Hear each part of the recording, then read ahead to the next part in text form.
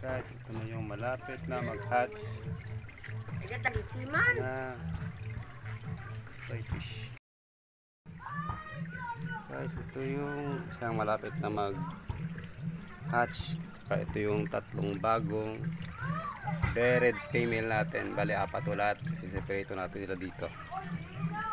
Ito yung pang fund natin na para sa isolation ng mga bearded females.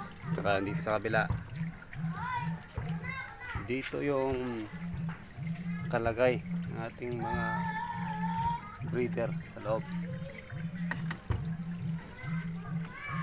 So,